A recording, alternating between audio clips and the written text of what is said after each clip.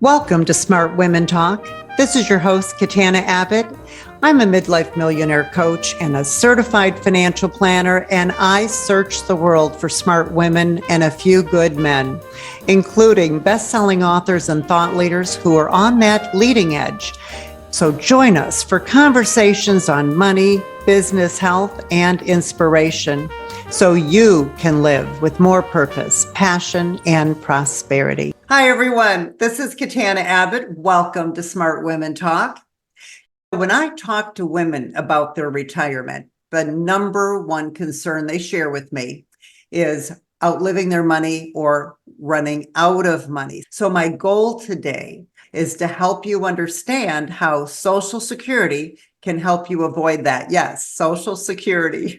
So today I've invited special guest host Colleen Kilpatrick back, and we're going to be discussing the unique challenges that women face in retirement planning, the 4 biggest Social Security mistakes that you want to avoid, and then just ways to optimize your Social Security so you can get more income using less of your assets and paying less in taxes. Colleen Kilpatrick is an author. She is a serial entrepreneur and one of the most innovative and creative women I know when it comes to making money and thinking outside the box. So Colleen, thank you so much for agreeing to come back here. My pleasure. And this is a great topic and so timely for me because so many of my friends and family are making these decisions right now about Social Security. So perfect timing. Yeah, because of our age, all of our friends are going through this. And as a financial advisor, I've been planning for this for the last, really planning for the last 10 years, very intently on my own, running all these scenarios and everything. And it's pretty exciting to actually get here. So Mark just retired, and he's been retired for 2 weeks now. Oh, how exciting for him. Is he loving it?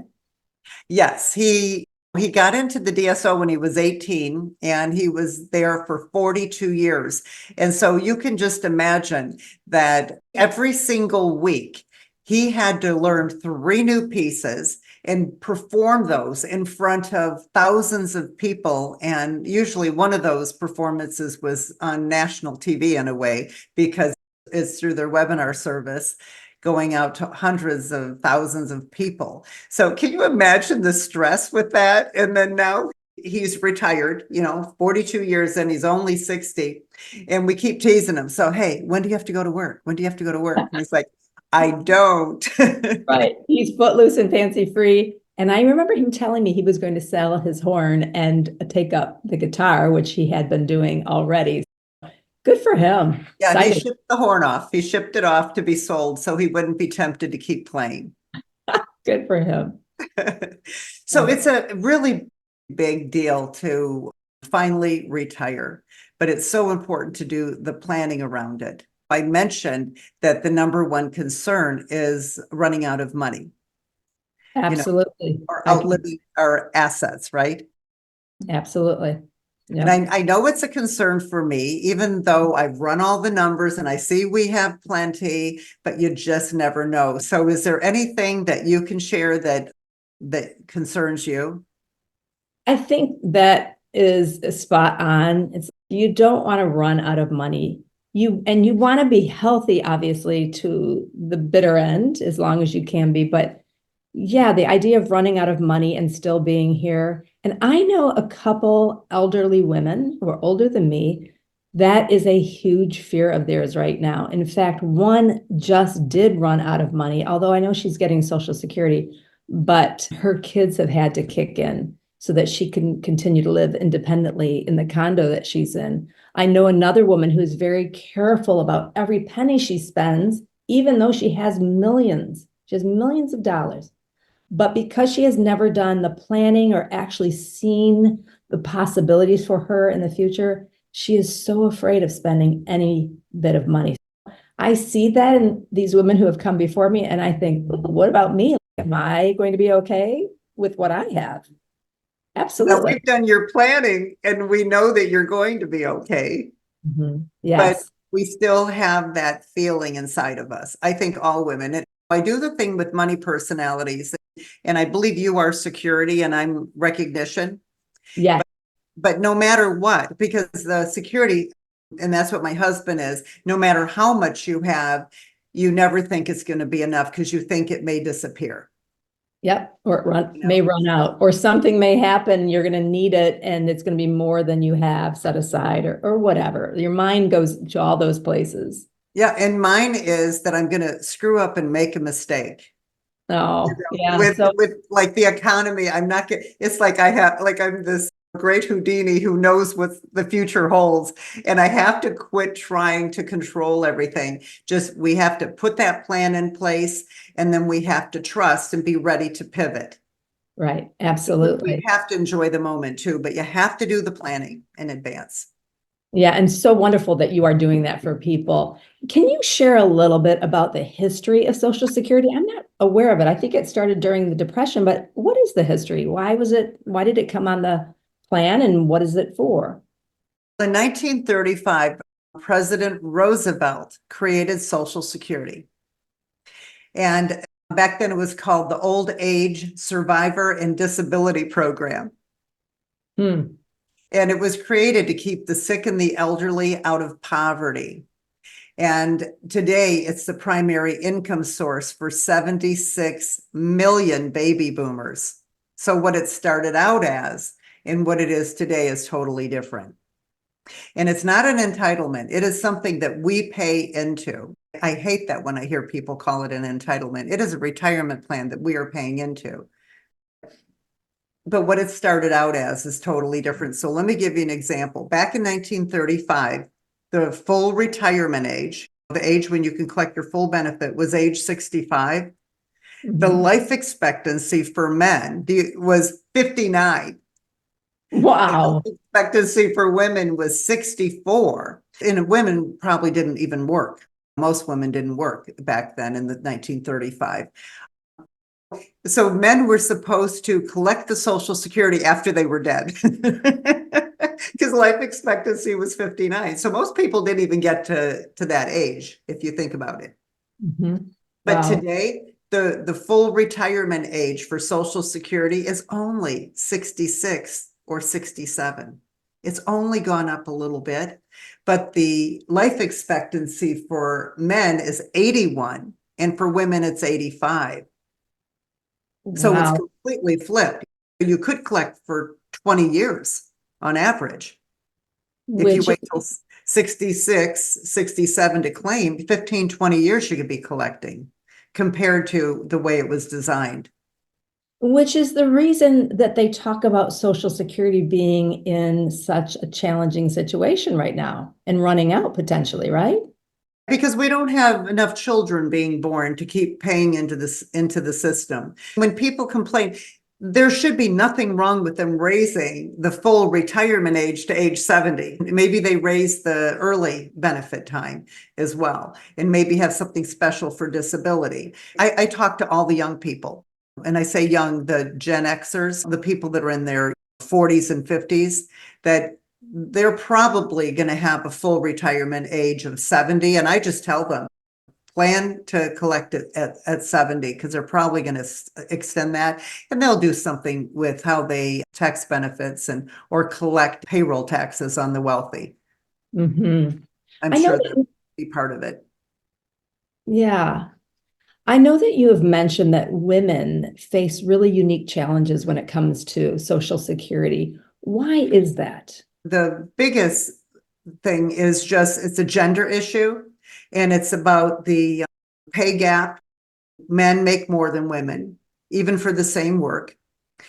And that women have been the primary caregivers. They take time out to have children. Men still can't have children.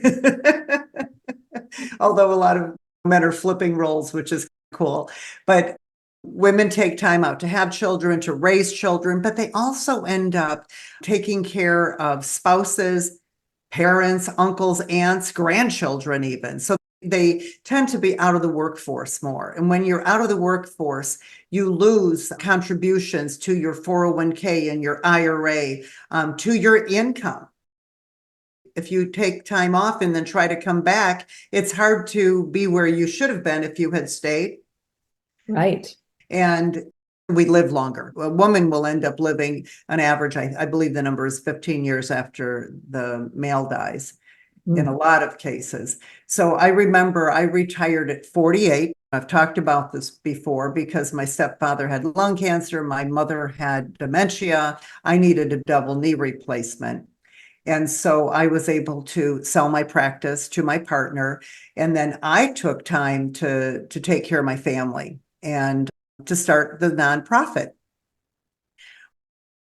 What ended up happening is I was out of the market for a period of time of earning, and that affects this is the other thing, Social Security credits, because they look at 35 years. You have to have 10 years so you can qualify. 40 quarters, which is 10 years. And you don't need a lot to pay in per quarter for it to count, which is interesting.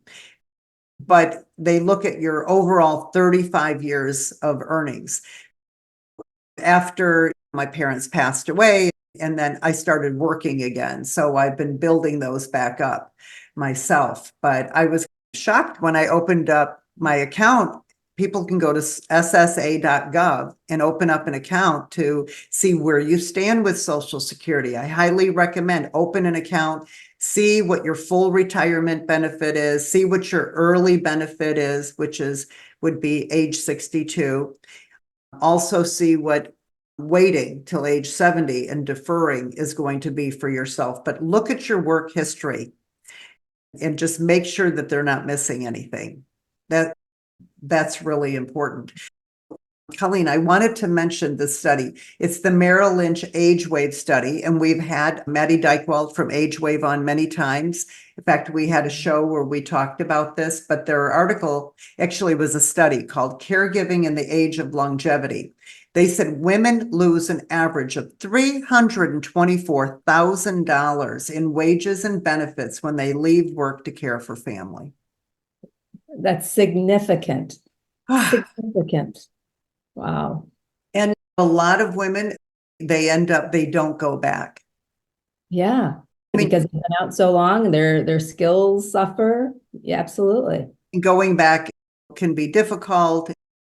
And things have changed so much. Now, I just shared a little bit about taking time off myself for caregiving. I know you did too, and yours had a big impact. I think sharing our stories like this, women are going to relate to this. Would you share your story? Yeah, absolutely. So I had left Michigan for 10 years and I moved back to start a coaching and speaking business. And within 8 months of starting that business that was getting off to a real strong start in a town I had never lived in on the west coast of Michigan, my mom had a sudden death heart attack. And because I was single, I was the one to go to her side and actually closed my business, moved out of that town, and moved back in with my parents for 3 months to care for her. And at the end of that period, I ended up moving into another apartment. I got very ill from black mold, had to move a third time. So I moved 3 times in 1 year, started my business in each new place. So that was a start of some craziness. And that was a start of 11 or 12 years of my parents needing caregiving on and off. And luckily I was close enough to them that I could help them out. But we did go through some really tough phases. And one was when my dad had open heart surgery, he ended up being in cardiac ICU for 4 months due to complications. And it was a long way from my parents' home to the hospital. So I said to my mom, you know what, let's just rent a room connected to the hospital. And we did. We lived there for 4 months. And although at the time I could run my business from my computer, more or less, I could set up speaking engagements, I could work with my clients online, I worked very hard to run my business or to continue to run it from the waiting room in cardiac ICU. But it was so stressful because I also had to be there for my dad in his room, be there and talk to the doctors as I was his advocate, be there for my mom who also had heart issues. And so it was very challenging. I had to cancel 2 different presentations, which is the last thing a speaker wants to ever have to do, but I had to. And I finally thought, enough. I can't play both of these roles at the same time. I just have to let it go and trust that all will work out in the end. Between my mom and my dad, and then eventually my husband, who got ill after my parents passed, I had probably 13 years of caregiving and the distraction of that. I remember, Katana, some people saying, at least you got to work. You could still work. But the fact of the matter is, when you're a caregiver, it's not just when you're caregiving that your mind is on your patient. It's all the time. It's a midnight call when you have to race to the ICU or to the emergency room. It's preparing food for them at home and then bringing it to them. It's cleaning their home in addition to your own. It's all those things. So you're very distracted as a caregiver. And I can totally understand how it keeps women from getting back into the workforce and cost them a lot of wages all those years that they're so out of focus. They're so focused on the people they're caring for. Wages, contributions to retirement plans and Social Security credits, and of course, pensions, because those are the number of years that you are in the workforce. Yeah, absolutely. So a big impact to me and to so many other women. I have a friend right now that she's going through this with her own mom, and she has her own business. She's a doctor. She has a practice, but she has been the designated daughter. Again, she's single. She's with her mom all the time whenever she can be, and it's had a huge impact on her business. It's challenging. We're talking about Social Security, but for women, that's why we said unique challenges for women. A big part of this is taking care of loved ones, whoever they are, but also we're going to have to plan for ourselves. So just a heads up for everybody, in November for National Caregivers Month, we have 2 shows on caregiving. Oh, excellent. One of them is who's going to take care of me when I'm old, because all of us, most of our listeners now are at that point where we're either the parents are all set or they're past now. And we have to start dealing with our own aging. Absolutely. So it's not just planning for Social Security, it's dealing with our own aging and who's going to take care of us when we're old, and all the long-term care and the documentation around that. There's just a lot to look at. For sure.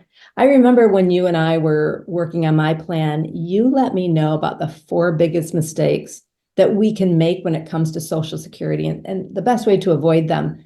So can you talk about those 4 significant mistakes that many people have made and it costs them? What are they?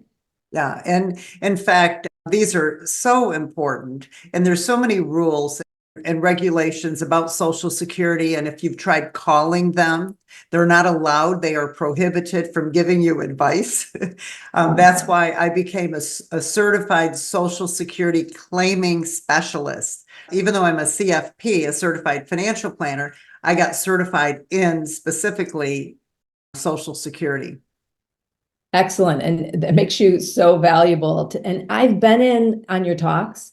So this whole idea of when you make a mistake with something like Medicare or Social Security, it can be permanent and it can have long-term consequences. One of the biggest, number one, mistakes that people make is claiming benefits too early. 44% of Americans claim Social Security as soon as they can at age 62. They just want to get the money. It could be they're worried that Social Security won't be there, or it could be they don't think they're going to live till, let's say, if their full retirement age is 66 or 67, they just don't think they're going to live that long. They just want to get the money, or maybe they really need the money. I do have people, friends in my life who just said, I'm 62. I went and applied immediately. And they just want it. But claiming too early without doing the math and really looking at your whole picture, meaning how much you have in pensions, how much you have in investments, what your living expenses are going to be, whether you're married or single, without looking at all that and looking at claiming at different times, can be a big mistake. And I'll tell you why, because it can be really tempting to get those benefits as early as possible. But if you take benefits at 62, And without looking at delaying to full retirement, you're taking on a 25 to 30% permanent pay cut when you take benefits early at 62. And remember, you get COLA increases, cost of living increases. Those are all going to be based on a much smaller amount. Can you imagine getting a lifetime pay cut in your job? Say, we're going to pay you 25 or 30% less. No, not at all. And I think people are just totally unaware of that. Yeah, they don't realize the numbers. So I'll give you some of the numbers in a second. But then waiting till 70, and for some people, they can wait for 70, or if they're married, maybe the higher earner waits till 70, and the lower earner, maybe they take their benefits early. So we look at all this. But the difference between taking it 62 as early as you can and 70, which is the latest that you would want to claim, is 76%. Wow. Is 76% more if you wait until then? Yes. Wow. And it's because after your full retirement age, which mine is 66 and 8 months, I believe yours is 70, age 67, you get an 8% bonus every year that you delay taking benefits. So that can add up. Yes, absolutely. Yeah. Good to know.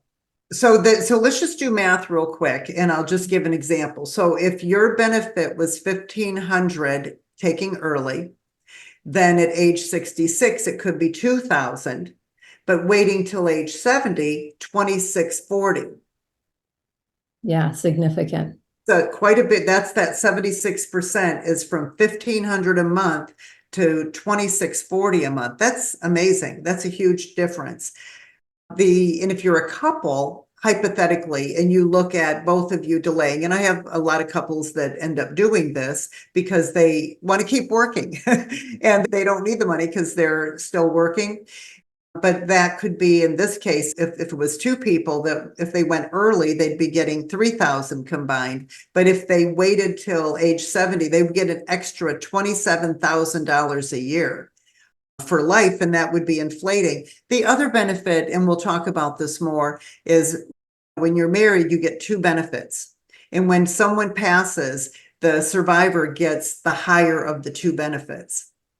So if you both go early, that is going to make that spousal benefit, the survivor benefit, is going to be affected. Also, we'll talk in a minute about spousal benefits. That'll be affected too. So if you can, waiting longer is better, but you have to look at your health. You have to do the retirement income planning to look at your cash flow.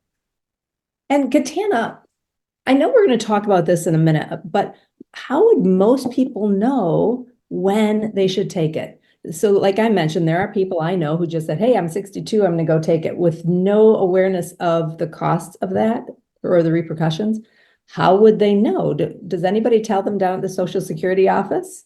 No, that's what I was saying, that Social Security is prohibited from giving you advice. Are there brochures that they would get when they're down there? I don't know. I haven't been in there for many years, but the website is great. The website has all kinds of information, and you can see what your benefit is if you go early at your full retirement at age 70. You can see what your spousal benefit is. You can see your disability benefit. So all of that is broken out, but you need to meet with your financial advisor to do this. I know when I was at Ameriprise, I didn't really know about Social Security. I knew I could get the basics, but there's all these different claiming rules. So you really want to work with someone who understands this and who specializes in it. There's people like myself that do this. Excellent. Yeah. So the second biggest mistake. So claiming too early without doing the retirement planning, working after claiming. When you are at full retirement age, on Social Security, they call it your FRA, full retirement age. After you reach full retirement, and I'll be 66 and 8 months in June, for example, then you can earn whatever you want and still collect Social Security, and there's no issue. The problem is, if let's say someone takes the Social Security right away and they say, I'm just going to keep my job and I'm going to invest the money. I'm not going to say who it is, but there's a radio show host who tells people to do this all the time. And it's horrifying because what happens is there's something called the earnings test. So Social Security will withhold from you $1 for every $2 in 2024 that you earn over 22,320. Oh my goodness. And that is a set amount, that 22,000, that's a Yes. set amount. It Wow. goes up each year too. So if you take early, yeah, you can earn $22,000 and have no problem. You could have Social Security in that.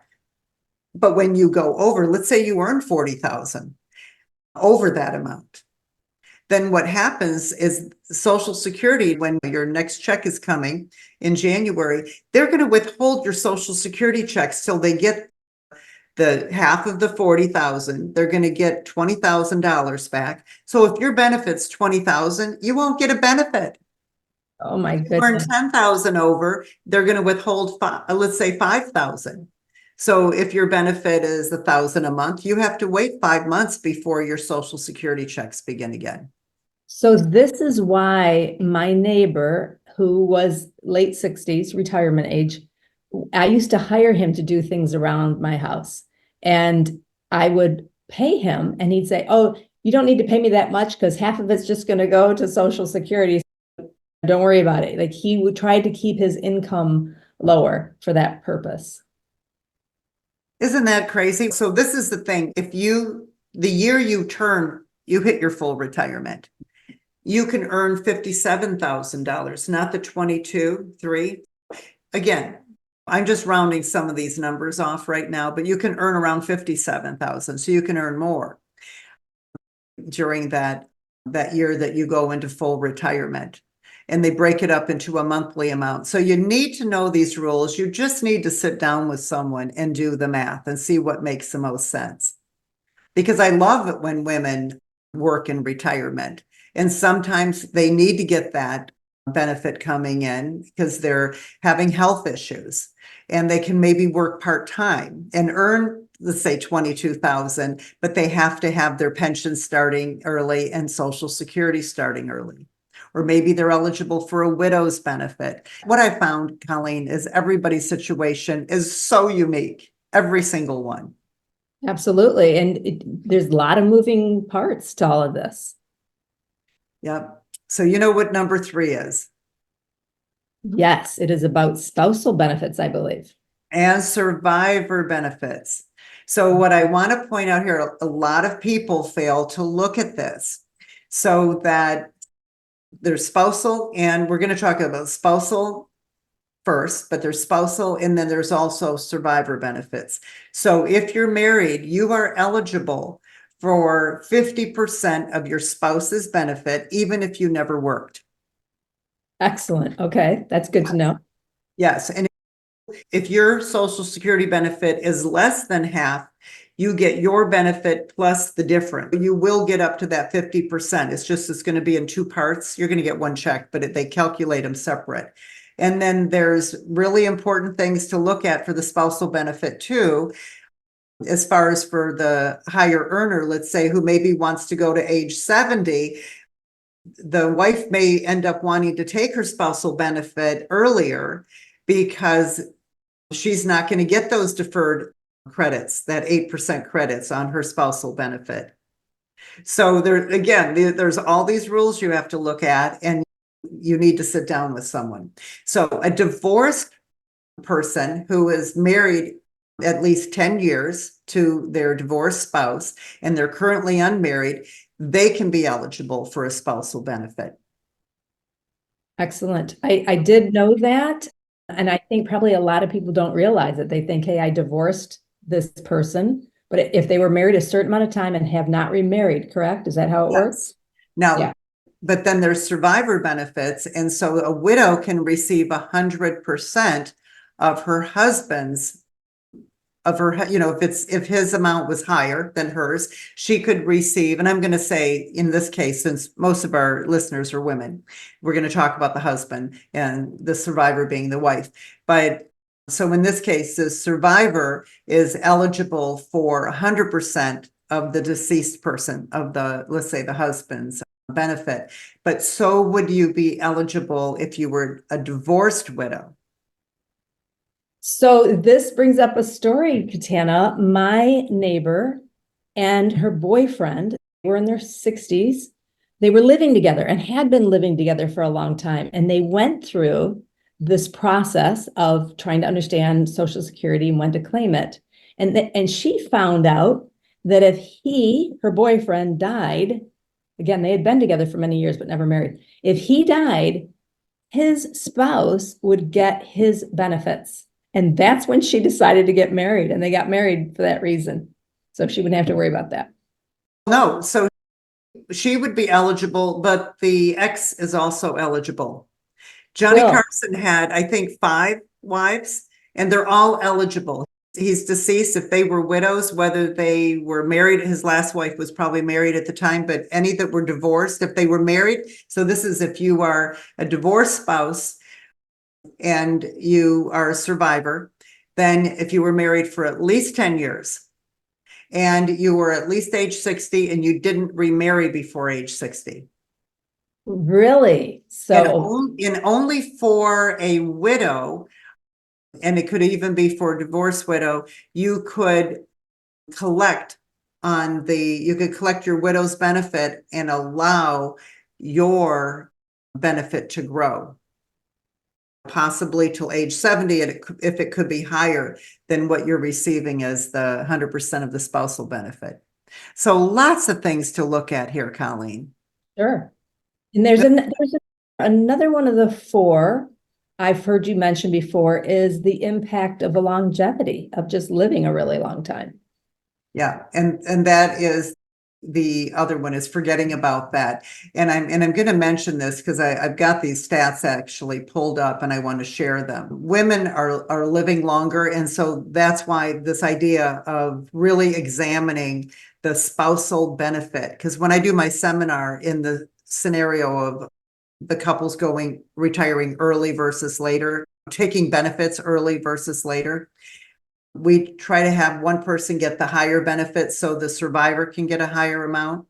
The reason we do this is because Social Security survivor benefits provide the absolute best benefit to a surviving spouse. And the reason is 80% of men die married, 80% of women die single. Mm. What a terrible number. 50% of widowed women after age 65 will outlive their husbands by 15 years. Remember, I mentioned that earlier? Sure. And 36.5% of widowed women over the age of 65 depend on Social Security for 90% of their income. Mm. Wow. And the percentage of 65-year-old married women who live in poverty, it climbs 5-fold once they are widowed. You hear these stories. It happened to my poor grandmother. She had 2 Social Securities and a pension. So they had 3 income sources. My grandfather, when he passed, she only got the survivor Social Security. And in the old days, the wife didn't have to sign off on the pension, and he took the higher amount of life only. So she went from 2 Social Securities and a pension to just 1 survivor Social Security. My grandfather died at 72, grandmother died at 90. Oh, wow. So you can imagine with that smaller amount. I just wanted to point out in that situation, how many people do you know where they're caring for parents and they have parents in their 80s and 90s? I'm running into so many. And I just had 2 couples that I'm working with where the parents died, and the one couple, they're super ambulatory still in their 90s, still living independently, driving, but people are living longer. So the problem is Social Security, I wanted to point this out, is the only government program that's guaranteed for life. It continues for the life of the surviving spouse. It is adjusted for inflation with COLA, cost of living increases, and it's actually tax efficient, and it's backed by a government promise. That's why it's so important for the longevity because we live so long. If you look at the numbers when we do a retirement income plan and you see the Social Security increasing each year, and the last couple of years there was a 5.6% increase, an 8.7% increase. That's huge. Absolutely. It seems like there's just so much to know about Social Security, and specifically when you claim your benefit. How can someone decide the best age to claim their benefits? Is there a certain formula they can use? No, there's no formula, but there is I think that planning for retirement and especially for Social Security, it's more of an art. It's more of an art. And I just feel so grateful that I got certified and I can actually run a Social Security optimization analysis of claiming at different ages. But then I have an additional software where I can run it out for life expectancy with inflation. And what I suggest is that you go to the Social Security Department online, ssa.gov, set up an account, get a copy of your printout, get your investment statements all out, and all your employee benefits and pension plans from all your plans. And the other thing is create a budget. Now, I have a workbook that I can give people that is a fillable PDF so they can fill it out. And you fill it out with your current expenses, all the different ways you spend money. And then on the next column to the right is what retirement will look like. And you need to look at when are you going to be buying more cars in the future, or vacations, how long will they last? What are some upcoming expenses on your home that you have to include? But this is the kind of planning.